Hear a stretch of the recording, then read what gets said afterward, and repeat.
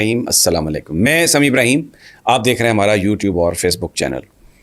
पाकिस्तान में अदालतों का क्या एहतराम किया जाता है, कानून का क्या एहतराम किया जाता है, मैं अभी आपको वीडियोस दिखाऊंगा। आज का जो इवेंट है वो बताऊंगा, तो आपको अंदाज़ा होगा कि किस कदर लॉ लेसनेस है और कोई कानून की किसी को परवाह नहीं है। हाई कोर्ट्स के फ़ैसले, सुप्रीम कोर्ट के फ़ैसले इस तरह हवा में और अदालतों के अंदर उनकी तौहीन की जा रही है, कोई पूछने वाला नहीं है। तो बड़ा सवाल ये आता है, सब लोग फिर ये करते हैं कि ये जो वफाकी हुकूमत और सूबाई हुकूमतें जो कुछ कर रही हैं, ये किसकी ताकत पर ये सब कुछ कर रही हैं? ये क्या एस्टेब्लिशमेंट इनके साथ है? ये एक सवाल हर आदमी ये कर रहा है। और दूसरा, मैं आपको आज बड़ा इंपॉर्टेंट रिमार्क्स हैं आर्मी चीफ़ के, वो जो नेशनल सिक्योरिटी कमेटी की मीटिंग है उसके आज वो भी है, बड़ी अहम है वो। लेकिन किसी बैरूनी जर्नलिस्ट से उनकी बात हुई और जो कोर्ट उनके आए हैं उनसे कोई सवाल किया गया तो उन्होंने जवाब जो दिया, no political sides, neutrality and Pakistan. अब ये बात तो बहुत अच्छी है कि कोई पॉलिटिकल साइड्स नहीं है और बिल्कुल होनी भी नहीं चाहिए। कल रात जो कोर कमांडर कॉन्फ्रेंस का एलामिया आया उसमें भी यही है कि बिल्कुल जो स्टेक होल्डर्स कोशिश करें मुल्क के मसाइल को इत्तफाक राय से हल करने की, तो उसको फ़ौज अप्रिशिएट करेगी और उसको फ़ौज सपोर्ट करती है। लेकिन सवाल जो मैंने पहले आपसे कहा वो इससे जुड़ा हुआ है कि अगर पाकिस्तान की एस्टेब्लिशमेंट न्यूट्रल है, अगर पाकिस्तान की एस्टेब्लिशमेंट पीडीएम के साथ उनके सियासी मामलात में नहीं है, वैसे तो आइन और कानून के तहत आर्मी पाबंद है, आर्मी चीफ भी पाबंद हैं कि वो वफाकी हुकूमत के साथ काम करें और उनकी तमाम हदायत को मानें, लेकिन इसके साथ साथ आइन उन्हें तमाम जुडिशल और एग्जीक्यूटिव अथॉरिटीज़ को ये कहता है कि they have to come to the aid of Supreme Court of Pakistan. अब सुप्रीम कोर्ट ऑफ पाकिस्तान ने कहा इलेक्शंस करवाएं, इलेक्शन नहीं हुए, बल्कि ब्रीफिंग शुरू होगी कि जी सिक्योरिटी है तो हम तो लोग नहीं दे सकते, यहाँ पर DGISI आ गए।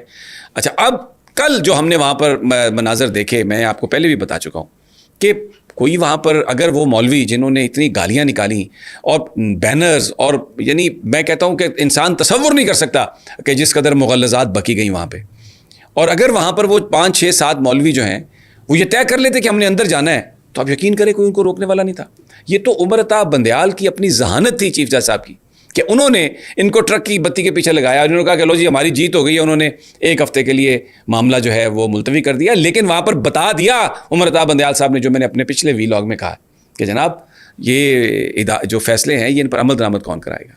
और आज की ताज़ा तरीन जो है जो मैं ये वीलॉग कर रहा हूँ, फवाद चौधरी साहब, उनको जस्टिस गुल हसन औरंगज़ेब ने, इस्लामाबाद हाई कोर्ट ने उनकी ज़मानत मंजूर की, और जब वो अदालत से निकलने के लिए अपनी गाड़ी में बैठकर आए हैं तो दरवाजे पर सामने पुलिस खड़ी है उन्हें फिर गिरफ्तार करने के लिए।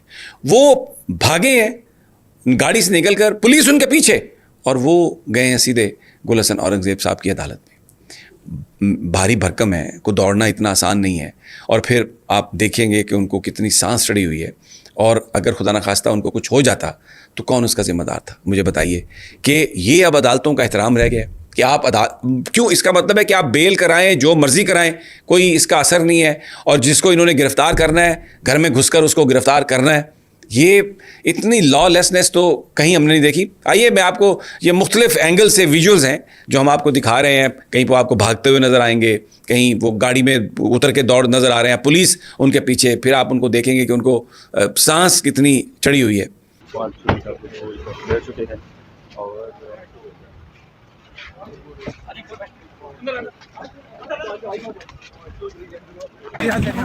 देखिए बहुत भाई, देखिए कोई नहीं,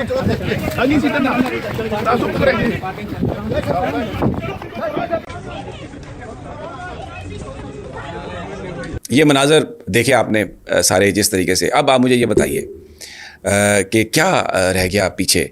मैं अभी आपको उनकी अहलिया जो है उनकी मैं गुफ्तगू सुनवाता हूँ। अब वो किस कदर ज़ाहिर है जिसके शौहर को इस तरीके से पुलिस पकड़ने की कोशिश करे तो उनका जो एंगर है वो किस कदर वो होगा ज़्यादा। तो उनकी जो ये गुफ्तगू है ये भी एक बीवी की गुस्से से भरी हुई गुफ्तगू है। तो अगर आप ये पहले सुन लें। हाई कोर्ट पास ऑन करता है, ऑर्डर प्रोटेक्टिव बेल देता है और दहशतगर्दों की तरह उसको उठाया जाता है। हद होती है। वैसे चीफ जस्टिस साहब प्लीज आप इस मुल्क को देखें कि क्या चल रहा है। कोर्ट से बेल मिलती है मेरे हस्बैंड को और बाहर गाड़ी लगा के उठाना शुरू हो जाते हैं उनको। ये इंसाफ है इस मुल्क में? ये इस्लामाबाद पुलिस थी या पंजाब पुलिस थी? जो भी पुलिस थी, चाहे जहाँ कहीं भी है, जब एक हाई कोर्ट ने एक उसको ऑनरेबल बेल दे दी है तो आप के लेके जा रहे हैं? आपने सीआईए में रखा उनको, हमने कुछ नहीं कहा, सब जेल बना के। ना आपको बच्चों का ख्याल है, ना आपको बच्चियों का ख्याल है। अफसोस है मुझे इस मुल्क के ऊपर। ये गुफ्तगू आपने सुनी उनकी। अब आप मुझे ये बताइए कि ये अगर आप कोई नाजेबा अल्फाज भी मुंह से निकल जाता है जब आदमी इतना गुस्से में हो, अभी इनके तो नहीं ऐसा निकला, लेकिन तो क्या आप उसको क्या कहेंगे?